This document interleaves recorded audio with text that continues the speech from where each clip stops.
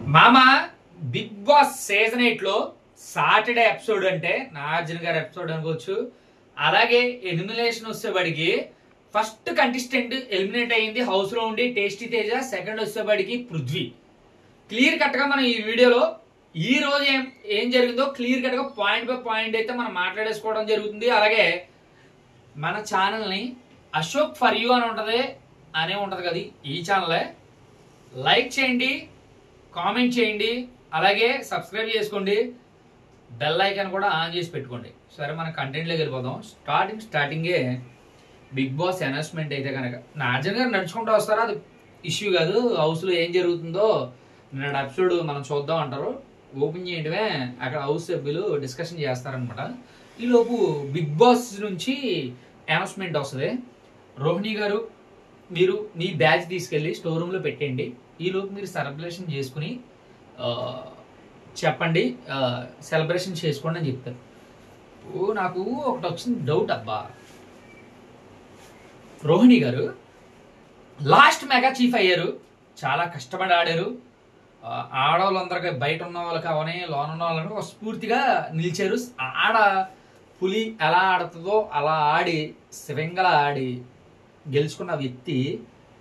అరే, wild card నుండి వచ్చిన వాళ్ళకి మెగా చీఫ్ అవ్వాలని అంత పట్టుదల ఉంటే మనం పృథ్వీ విషయానికి వచ్చేస్తే, అంటే పృథ్వీ గురించి ఎందుకు మాట్లాడతానంటే మ్యాక్సిమం ఈ రోజు రేపే పృథ్వీ గురించి అయితే మాట్లాడుకుంటాం. తర్వాత నుండి మనం పృథ్వీ గురించి మాట్లాడుకోం, ఎందుకంటే he is a eliminated from Bigg Boss season 8 కాబట్టి మనం మాట్లాడుకోవాల్సి వస్తుంది. అరే, మీరు వైల్డ్ కార్డ్ ద్వారా వచ్చిన వాళ్ళే మెగా చీఫ్ అవ్వాలని కోరిక ఉండి చిన్న చిన్న హౌస్ సభ్యులందరూ మీకు సపోర్ట్ అయితే అయ్యి మీరు మెగా చీఫ్ అయిన వాళ్ళకి మీరే అంత బాధపడిపోతుంటే, హౌస్ ఏరియాలోకి నేను లాస్ట్ టైం ఇక్కడే నేను మెగా చీఫ్ అయ్యాను, ఇక్కడే నేను అందరితో గొడవ పడ్డాను, ఇక్కడే నేను కొండతో ఆడి గేమ్ గెలిచానని చెప్పి మీరు అంత ఇదిగా కెమెరాల ఎదురంగా మీరు బాధపడిపోతుంటే, అరే ఒక వ్యక్తి పృథ్వీ అనే వ్యక్తి 13 వారాల నుంచి 13 వారాల్లో 11 వారాల వరకు నామినేషన్లో ఉండి ప్రతి వారం సేవ్ అవ్వకుండా వచ్చి లాస్ట్కి చిన్న చిన్న తప్పిదాలు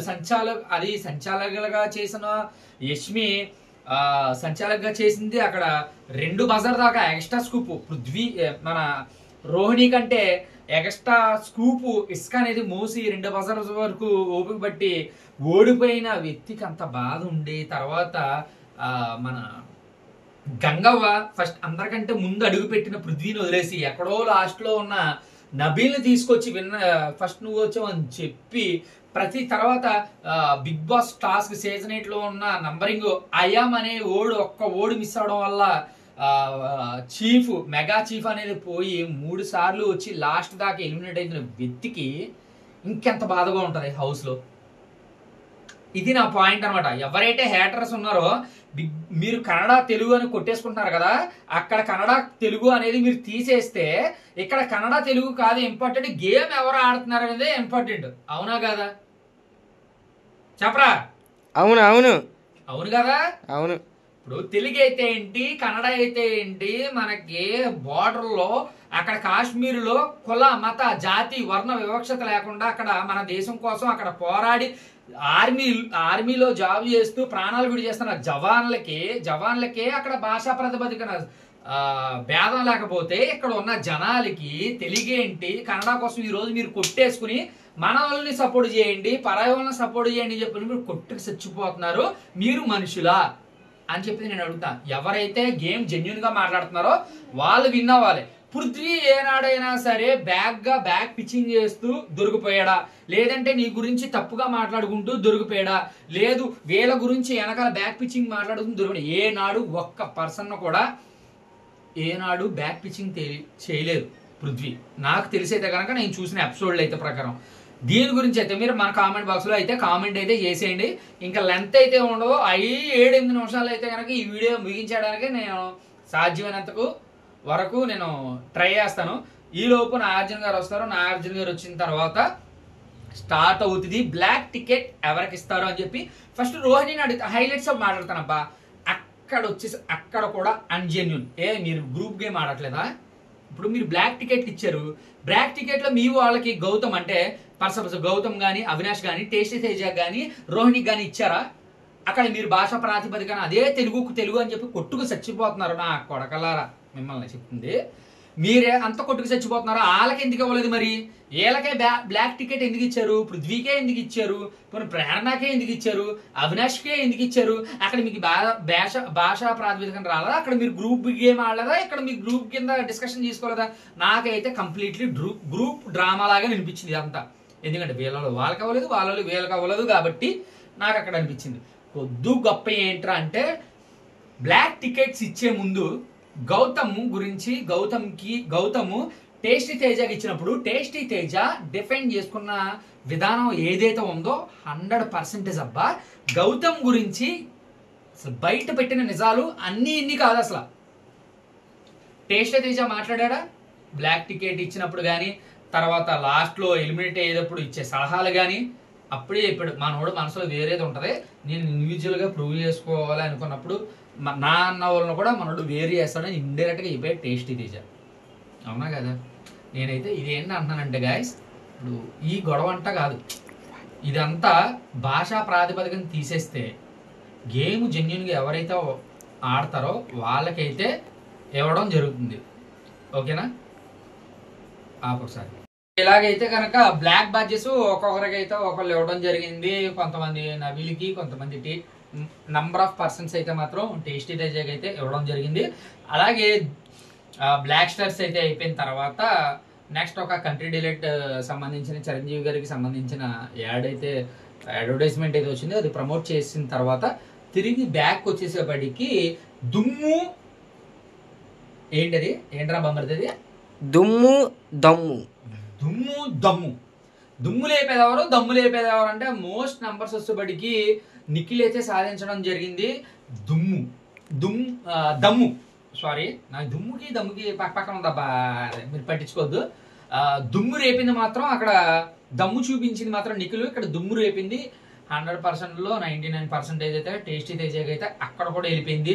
అక్కడ కూడా కొన్ని పాయింట్స్ అయితే రేఖించారు. అదే పాయింట్స్ లో నిఖిల్కి ప్లస్ అబ్బా ఈ విషయం గురించి చెప్తున్నానబ్బా, నిఖిల్ గురించి టేస్టీ తేజ అంటే 20 వారాలు తను ట్రావెల్ చేశాడు కదా సీజన్ 8 సీజన్ 7లో కలిపి. ఇన్ని అసలు నిజాలు బయలు చేయలేదు గాయస్. చెప్తున్నాను, మనోడు ఫస్ట్ డే 1 నుంచి ఎలా ఉంటాడో నేను చెప్పేదే సేమ్ టేస్టీ తేజ కూడా ఇప్పుడు అవతలోని బ్యాడ్ చేయడానికి, నేను ఒంటరిగా గేమ్ ఆడుతున్నాను అని నిరూపించుకోవడానికి ఇటు ఫ్రెండ్ అని కూడా ముంచేయడానికి రెడీ గౌతమ్ అనే మాట టేస్టీ తేజ నోట్లో నుండే మనం విన్నాం.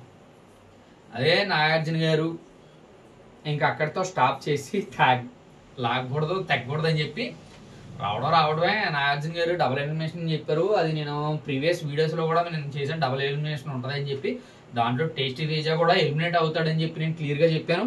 Tasty Teja will be eliminated from Bigg Boss season 8 in not repeated in come to season 8. ఎందుకంటే ఇంకా ఇంకా అయ్యే ఛాన్స్ లేదు కాబట్టి బయటికి వెళ్ళిపోయాడు.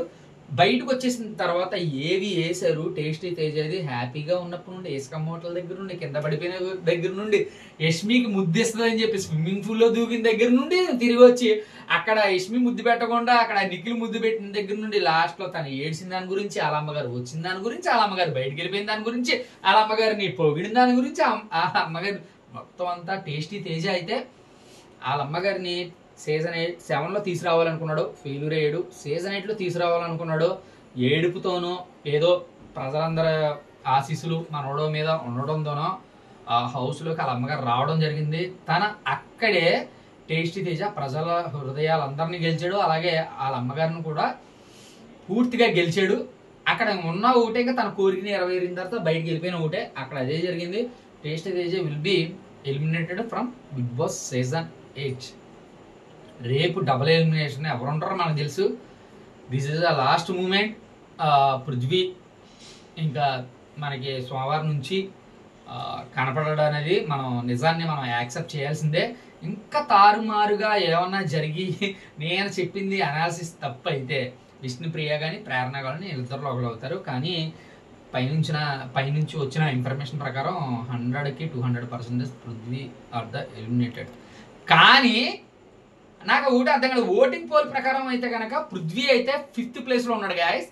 థర్డ్ ప్లేస్ లో వచ్చేప్పటికి కింద నుండి థర్డ్ ప్లేస్ లో విష్ణుప్రియ, సెకండ్ ప్లేస్ లో ప్రేరణ, లాస్ట్ ప్లేస్ లో తేజ ఉన్నాడు.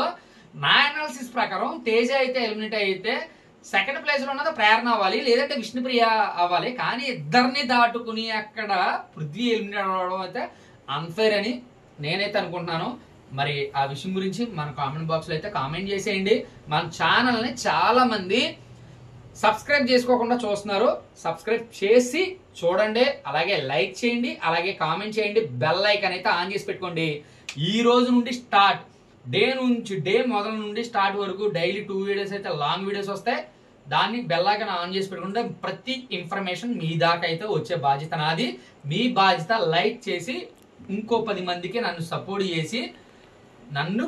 సపోర్ట్ చేయండి. అలాగే ఇంకో 10 మందికి మీరు లైక్ చేయడం ద్వారా నా వీడియో అనేది సజెషన్ అయింది. Please signing off Ashok. అరే సైనింగ్ ఆఫ్ అశోక్ అన్నాను కదా అబ్బా, సారీ అబ్బా. మా బామర్ది అంటే కెమెరా తీస్తున్నాడు కదా, ఇన్ని రోజుల నుండి కష్టపడుతూ నా వీడియోని వచ్చే 5 వీడియోలో 10 వీడియోలో ప్రమోట్ చేస్తున్నా. మా బామర్ది ఏదో మాట్లాడతాడంట, కొంచెం వినేసేయండి. మాట్లాడరా. హలో ఫ్రెండ్స్, పృథ్వీరాజ్ శెట్టి రేపటితో ఎలిమినేట్ అవుతాడు. నేను ఆ దేవుడిని మనస్ఫూర్తిగా కోరుకుంటున్నాను పృథ్వీరాజ్ శెట్టి ఎలిమినేట్ అవ్వకూడదని.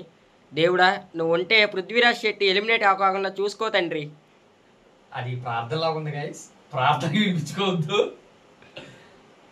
నిజాన్ని ఎవరు మార్చలేరు. చూద్దాం. అలాగైతే ఫస్ట్ హ్యాపీయెస్ట్ పర్సన్ నేనే, పృథ్వీ సేవ్ అయితే. Thank you. Signing off Ashok.